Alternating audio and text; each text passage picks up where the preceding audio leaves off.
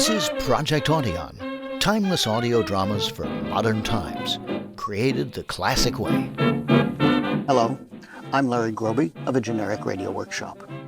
Now, if you are of a certain age, you'll know instantly what I've got here, a Cliff Notes study guide.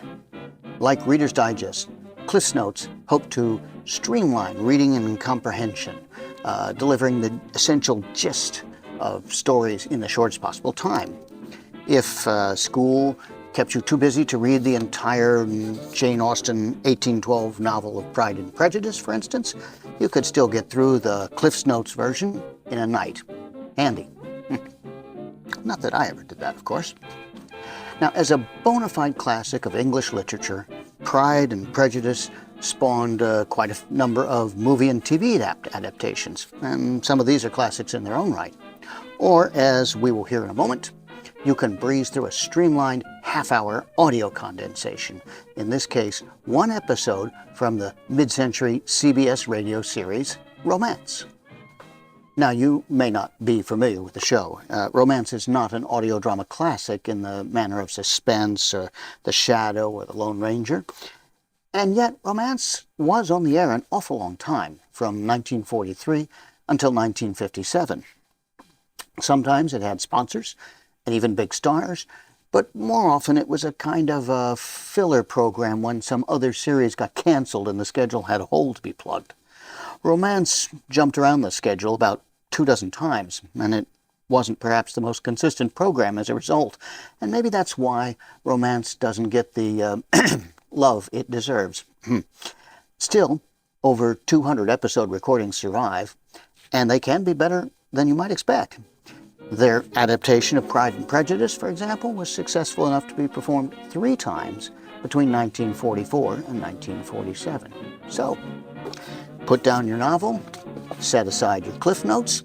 Our transcontinental cast is standing by to perform live together, just the way they did these things back in May of 1947. Project Audion welcomes you to Romance.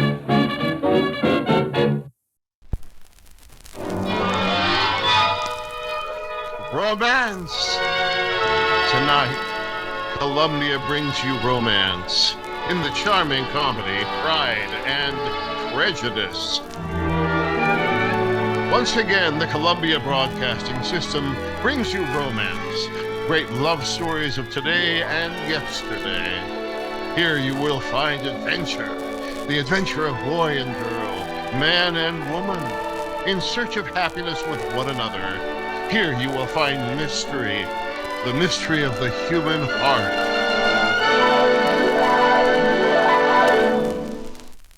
Tonight, we take pleasure in bringing you Jane Austen's immortal love story, Pride and Prejudice, with Naomi Campbell as Elizabeth, who was too proud for love, and Eric Dressler as Mr. Darcy, who was too prejudiced for romance.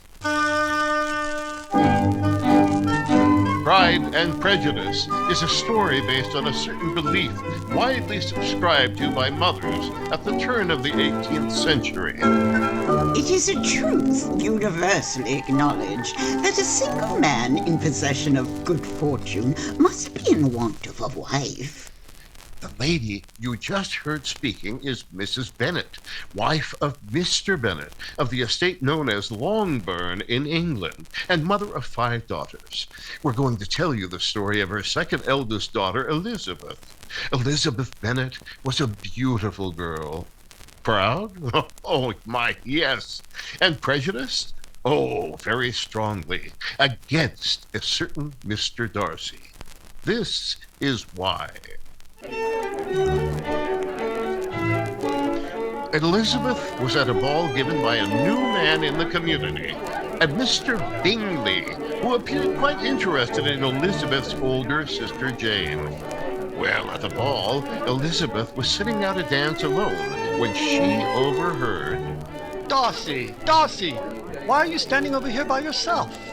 Come, let's see you dance a few sets. Thank you, no. You're dancing with the only pretty girl in the room. Jane Bennet? She is beautiful, I'll not deny that. But there's her sister Elizabeth sitting over her to her right. who's very beautiful herself. Let me present her to you. Sorry, old man. She may look all right to you, but she doesn't tempt me. And I'm not in a good enough mood to feel like putting up with young ladies who have no partners. You can easily see why Elizabeth Bennet became more than a little prejudiced against Mr. Darcy. Well, the next time they came together was at an informal party at a friend's. Mr. Darcy, you must permit me to introduce this young lady to you as a most desirable dancing partner. Thank you, Sir William. Miss Bennet? You need not worry, Mr. Darcy. I have not the slightest intention of dancing. I'm sorry, Sir William. I'm a little tired this evening. Surely you won't refuse me? I suppose I must be the first that ever has, Mr. Darcy, but I am rather critical of my dancing partners, just as you are. And now, please excuse me.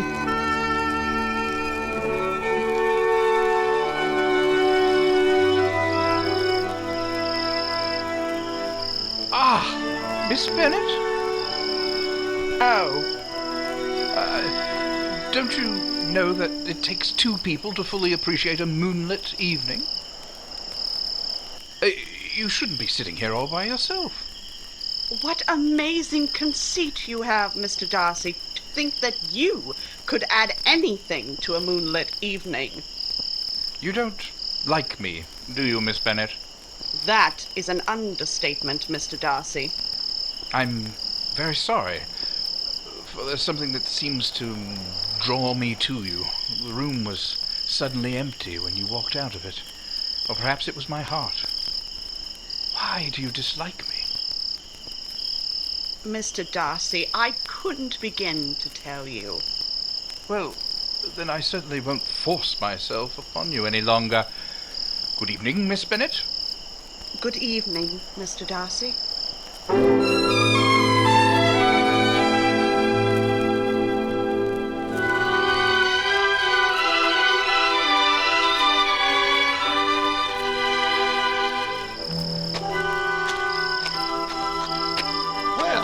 Darcy, why are you walking up and down so late out here? It's almost 3 in the morning.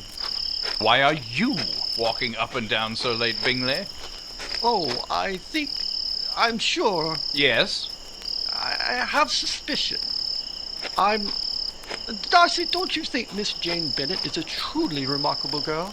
Yes, but, I haven't been keeping myself awake over that. I've been thinking what a remarkable girl with Miss Elizabeth Bennet is. I thought you didn't like her. I don't, but I seem to have become a little mixed up in my emotions.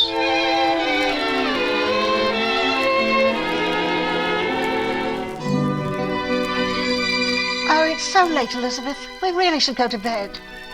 I know, Jane, but the moonlight is so bright. Oh, Elizabeth, don't you think Mr. Bingley is very handsome? Very. And extremely clever? Extremely. And delightfully charming? Delightfully. Elizabeth, you really aren't listening to me at all. What are you thinking of? How much I dislike Mr. Darcy.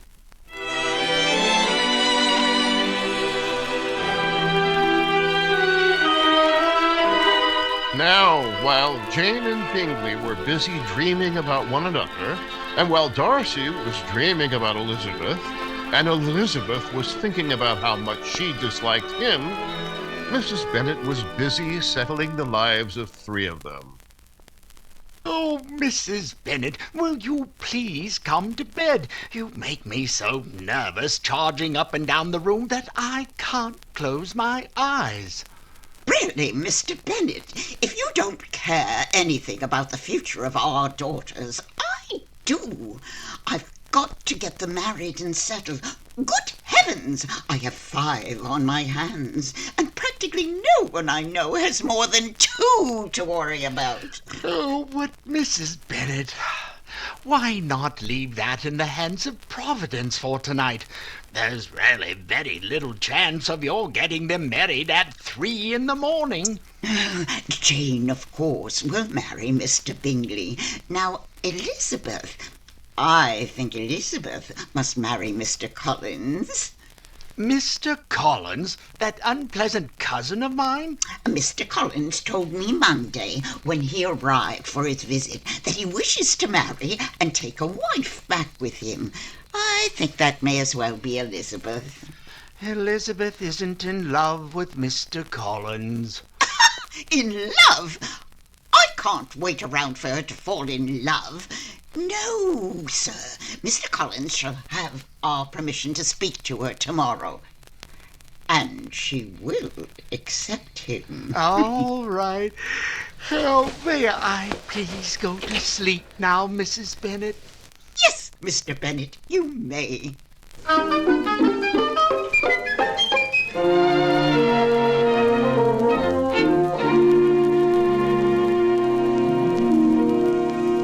Miss Elizabeth, will you sit by the window, please? Yes, of course, Mr. Collins, but why? Miss Elizabeth, permit me to tell you that I have your mother's permission for this address. First, I think that every clergyman in easy circumstances should set an example in matrimony to his parish. Secondly, I think it will add greatly to my own happiness. And third, it is the wish of my patroness and esteemed friend, Lady Catherine de Bourgh. She is prepared to think well of you. Mr. Collins, please. I thank you for the compliment you are paying me, but I must decline it. I am prepared to be reversed at first. I shall not let it upset me. I shall ask you again. You see, Lady de Bourgh is most anxious to see me settled, and to see her own daughter settled with Mr. Darcy. Mr. Darcy? They have been engaged since they were born. Lady Catherine and Mr. Darcy's mother made all the arrangements. Young Lady Catherine is very beautiful, you know. Although a trifle on the slender side for my own taste. I wish her great joy. You look unhappy about something. Have you become well acquainted with Mr. Darcy? No, I haven't. And I'm sure I never shall, for he is the most impossible, vain, egotistical, unpleasant, ill-mannered man it has ever been my bad fortune to meet. I am very sorry, Miss Elizabeth. Sorry? About what? That you are so fond of Mr. Darcy. Mr. Collins! I'm sorry I didn't mention Mr. Darcy sooner. I would have known then why there is little hope for me.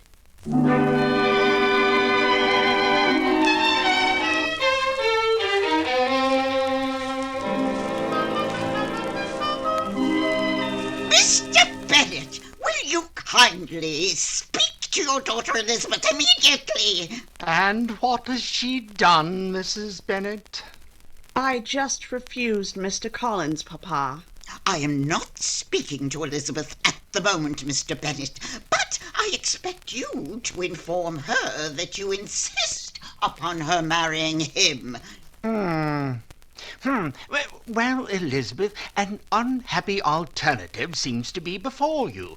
From this day you must be a stranger to one of your parents. Your mother will never speak to you again if you do not marry Mr. Collins, and I will never speak to you again if you do. Mr. Bennet, this is the grossest insubordination. Yes, Mrs. Bennet. Elizabeth, do you want to be an old maid? I would just as soon as marry someone I didn't love. Oh, as far back as I can remember, there has never been an old maid in either your father's family or mine. Oh, I'm going to be upset. Oh, you don't really want to upset me, do you, Elizabeth? No, Mamma, but I don't want to marry Mr. Collins either. And of the two, having you stop speaking to me would be the lesser disappointment. Oh, I am hurt deeply, Elizabeth, deeply and gravely. I'm very sorry, Mamma. Please excuse me. Oh, dear me. Oh, dear me. Girls nowadays are certainly not as obedient as they used to be. That may be just as well, Mrs. Bennet. Oh, well, at least Jane has not defied me. Jane will marry Mr. Bingley, and then I will only have 4 girls to worry about.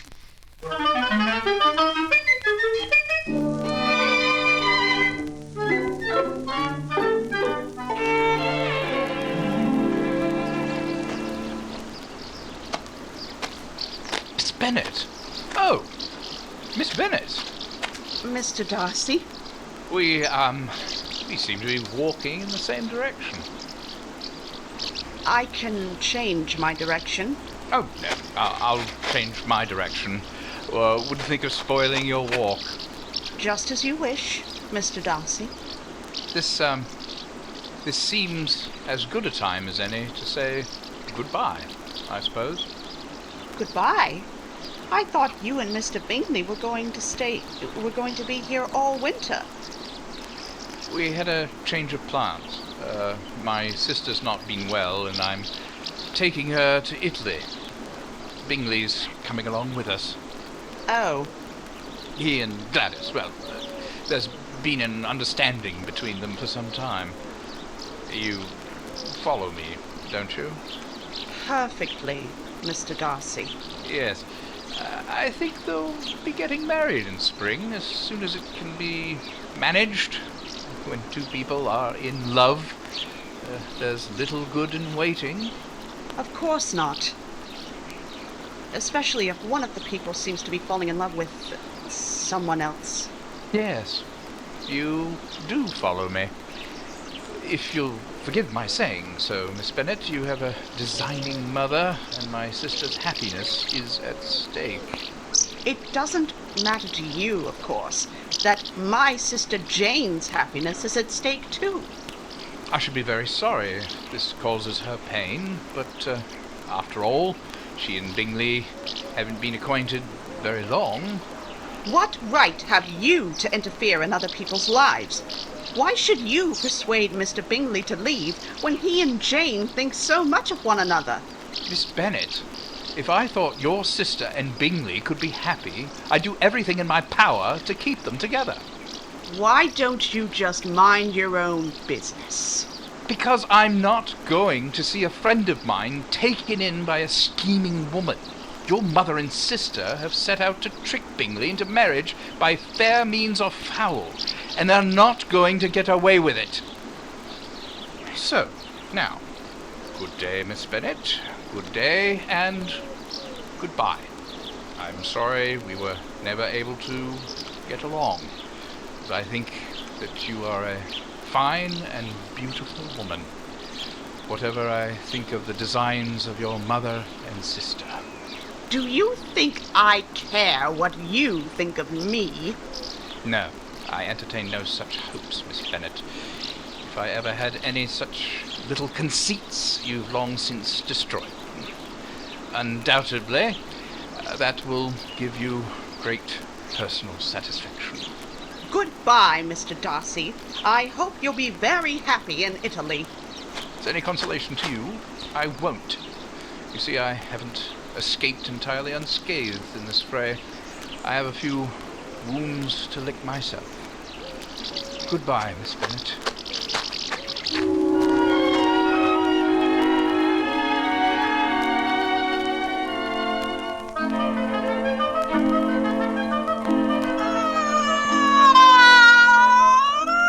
Mrs. Bennet! Will you please stop that infernal noise? Oh, my poor Jane, my poor broken-hearted baby. How could any man be so cruel and black-hearted? How could any man go off without a word of farewell after all the attentions he showed her? Mama, please. You're keeping everyone in the house awake. How can you be so callous, Elizabeth Bennet? Don't you care that your sister has a broken heart? Of course I do, Mama. But I think it would be so much better for her and for you and all the rest of us if you would go to sleep. Thank you, Elizabeth.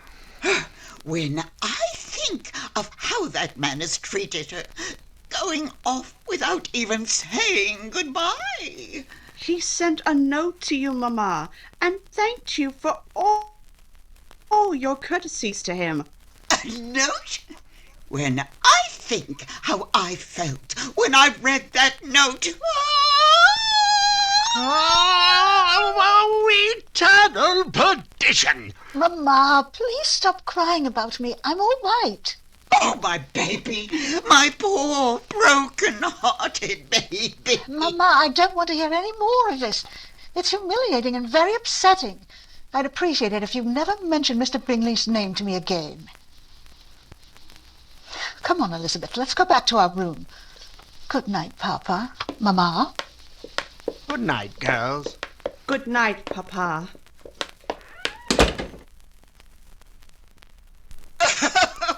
Oh, Mr. Bennet, now I've got to start from scratch again. I've got 5 daughters and not one husband in sight.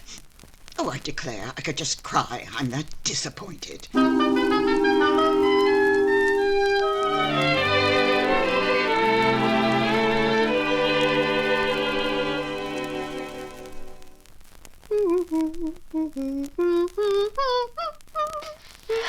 Please, Elizabeth, don't hum that song. Oh, Jane, I'm sorry, my dear. That's one of Mr. Bingley's favourite songs. He sang it to me at the ball. Elizabeth, I'm afraid I love him very much. I ought to be too proud to admit that. But tonight, I don't seem to have any pride. Tonight, all I can think is how lovely life was for a few weeks. How lovely it might have been. Oh, Elizabeth, you don't know what it's like. You've never been in love. It hurts so much you want to die. And yet you know you won't die. But you'll go on living with the hurt. And when the hurt finally goes, you'll be completely empty. Empty. The room was suddenly empty when you walked out. Or perhaps it was my heart. What are you talking about? Someone said that to me once. You never told me. Someone you love? Someone I might have loved. I know who, Elizabeth. I've guessed. Oh, I'm sorry I said that. It was selfish of me. You know far more about love, about how love can hurt than I. I, at least, had a few weeks of happiness.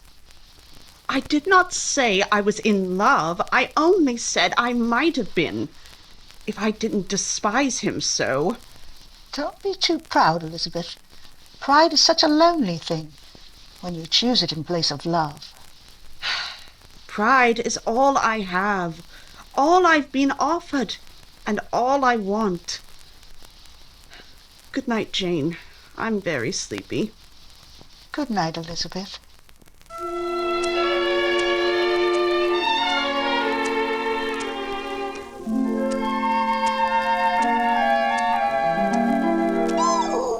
Elizabeth, my dear, that nice Mr. Darcy is in the parlour. He's come to call on you. Mr. Darcy? To call on me? That's right. Hurry along, dear. No, wait a minute. Let me straighten your hair. Oh, Mamma. Run along.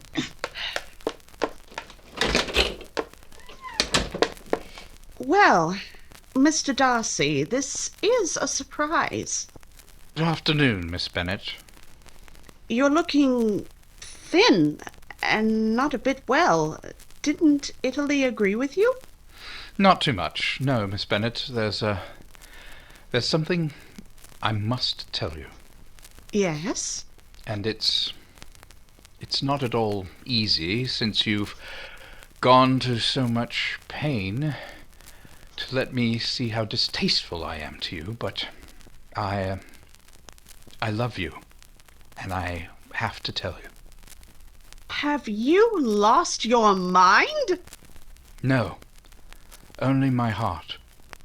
You've ruined my sister's life, and then you have the impertinence to stand there and tell me that you love me. I do love you, with all my heart. And with all my heart I wished that you loved me too, Elizabeth. Will you marry me? I offer you a name of some honor through my many generations, security and comfort, and my great devotion. You surely cannot think that I will accept you. Even you could not have that much conceit. I hoped you might accept me. Let's put it that way. Mr. Darcy, I've never asked for your good opinion or your love, and I am amazed that you have chosen to bestow them upon me. There have been a lot of tears shed in this house in the past few months, and you have been the cause of all of them. I assure you that I would marry anyone in the world before I would marry you. Miss Bennet, don't think that you can make me ashamed of my love, because that's beyond and above reproach, and the best that's in me to offer a woman, but I'm ashamed of the object of my love. I thought I was kneeling at your feet when I asked you to marry me. Now I see I was only stooping a little. Thank you for refusing me. Forgive me for taking up so much of your time, and accept my best wishes on your health and happiness.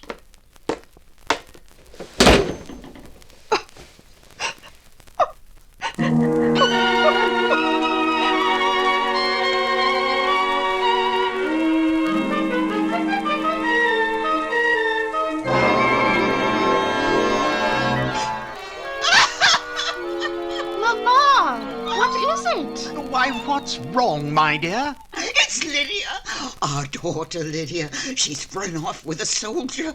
Oh, look at this note. Oh, my baby, my poor baby, married without her mother there. Oh, God bless her. Oh, Mr. Bennet, he will marry her, won't he? No soldier would be so low as to run off with a young lady and not marry her, would he? What do you think, Mrs. Bennet? Oh, Mr. Bennet! Oh, Elizabeth! Oh, what am I to do? This will ruin us all. We'll never get any husbands. You have all the law allows, my dear. Aren't you going to get your horsewhip and go after him, Mr. Bennet? Yes, madam, I am, as soon as I can get dressed. Someone should have warned me what marriage can lead to. I might have avoided all of this some 30 years ago. Oh, Mr. Bennet. Madam, silent. If Lydia isn't married now, she will be soon. I'll see to that.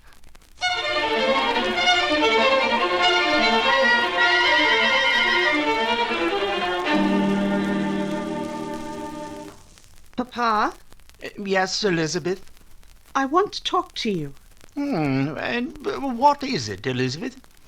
When you went up to London and got Lydia married, just how did you manage it? Oh, it was very simple, my dear. Lydia said you gave them £1,000. Where did you get the £1,000, Papa? From Mr. Darcy, Elizabeth. Mr. Darcy? Yes, my dear. He came to see me. He'd heard about Lydia, and he said the only way to straighten things out was to give them some money to get them started. You shouldn't have accepted any money from Mr. Darcy. He's no friend of ours, Papa. Not a friend? No. Well, he's a friend indeed, and a friend in need. If that isn't a friend, I don't know what it is. I wanted to give them some money at once, but my solicitors couldn't be reached. Mr. Darcy kindly lent me the money, and I paid him back the next morning. If only it hadn't been Mr. Darcy. Elizabeth, my dear, are you in love with Mr. Darcy? Why does everyone keep asking me if I'm in love with that man? Because maybe you have so many symptoms. It takes more than symptoms to make a case of anything. I'm not in love with him, and no matter what he does for this family, I'm not going to be in love with him. All right, Elizabeth, all right.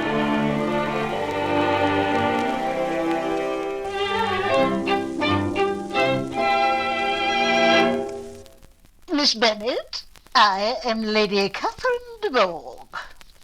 This is quite an honor, Lady Catherine, that you should call on me. Yes, it is. I've come to talk to you about my nephew, Mr. Darcy, who is going to marry my daughter. Indeed? Please congratulate them both for me. Don't be impudent. I thought I was being polite. You were being sarcastic, and therefore rude and impudent. Miss Bennet, I will be my usual frank self. I've heard rumours that you and my nephew were to be married, which I knew must be a scandalous falsehood, and I want the report universally contradicted.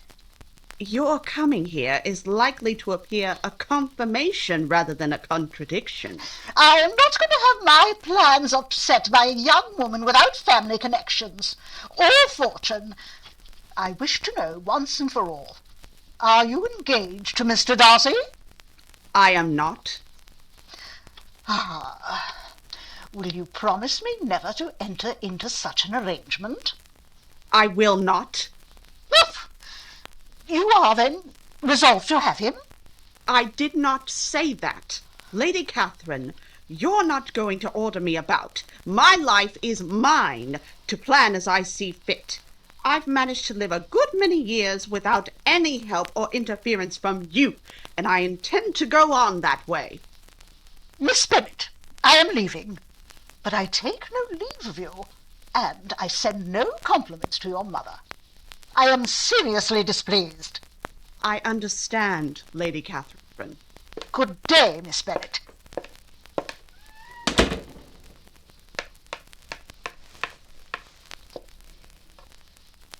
Elizabeth, oh, Elizabeth, darling, Mr. Bingley and I have something to tell you. We wanted you to be the first to know. Mr. Bingley, how do you do? I didn't dream you were in this part of the country. And I only returned this morning. Will you tell her, Jane, or shall I? You don't have to tell me anything. It's written all over your faces. I congratulate you both.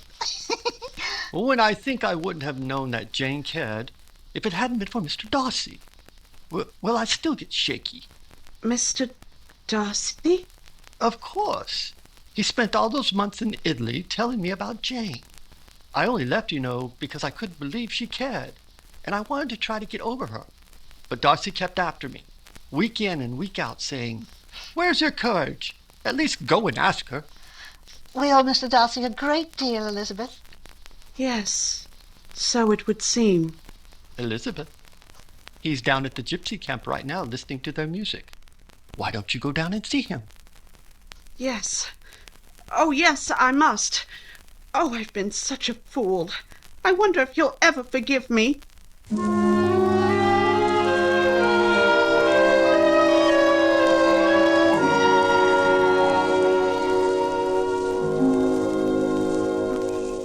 Mr. Darcy, Why, Miss Bennet? It seems I owe you some apologies and some gratitude. Oh, please don't speak of them. It isn't gratitude that I want from you, Elizabeth. My Aunt Catherine tells me she came to see you, and that you refused to promise not to marry me. It was shameless of me, I'm afraid, but you see, I hoped you might ask me again, and I didn't want to be bound by promises. And if I did ask you again, what would my answer be this time? Surely I don't have to tell you that. Well, you've told me so many unpleasant things, it would be nice to hear something more to my liking. Well then, Mr. Darcy, if you did ask me again, I would say thank you so much. I'll try very hard to make you happy. Oh, Miss Bennet. And I would say I've loved you from the first moment, but I found it very difficult to say so, and I would say I am yours now, whether you want me or not, completely and forever. Oh, my darling, my darling. I've waited so long. I know. We got all mixed up in a porridge of pride and prejudice. But it will be beautiful now, my darling. Yes. It had to end this way.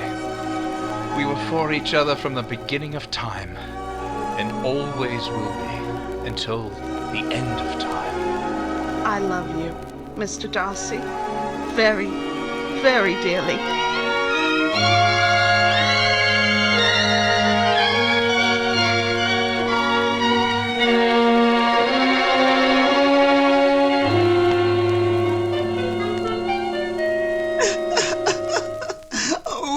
Mr. Bennet. Mrs. Bennet, I'm very sleepy. What are you crying about now? Lydia's married, and Jane and Elizabeth soon will be. And we've only 2 daughters left. They'll be married too before we've turned around. Oh, Mr. Bennet, we're going to be so lonely all alone. I've lost my babies. Madam, you baffle me completely. Oh, that's because you've never been a mother, Mr. Bennet. Praise God, I never shall. Amen to that, Mr. Bennet. Amen indeed, madam. And now, please, may I get some sleep? Yes, Mr. Bennet, you may. Good night. Good night, my dear. Mr. Bennet is very tired, and we don't want to keep him awake, so we'll just tell you that everyone lived happily ever after, as was the custom in those days, with no further prejudices, and just the right amount of pride. CBS has brought you Romance, great love stories of today and yesterday. Tonight's adaptation of Jane Austen's Pride and Prejudice was written by Jean Holloway. The music was conducted by Charles Paul. Elizabeth was played by Naomi Campbell, and Mr. Darcy by Eric Dressler. And the director was Albert Ward.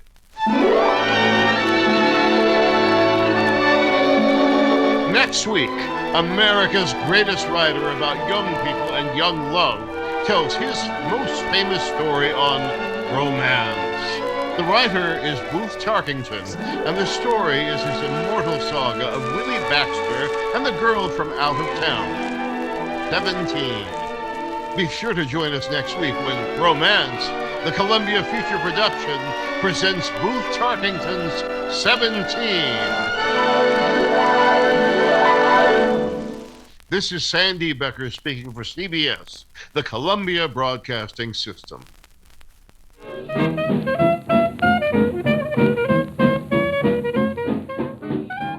That's our Project Audion episode for this time.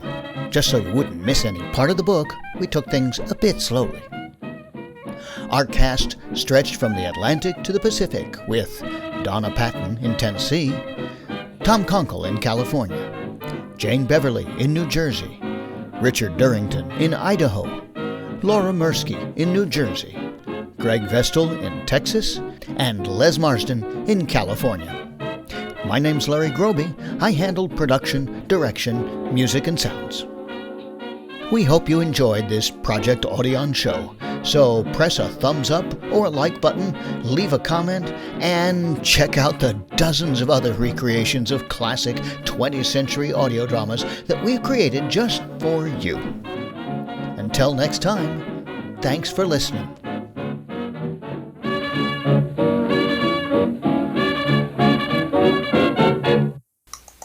And the clock on the wall says we're out. Woo! And Larry, I just have one question. What was the Too much? Kookaburra doing in the middle of their speech? I will fix that. That was awesome. That was so awesome. It was a very long walk into the jungle. Their walk lasted a lot longer than it should have.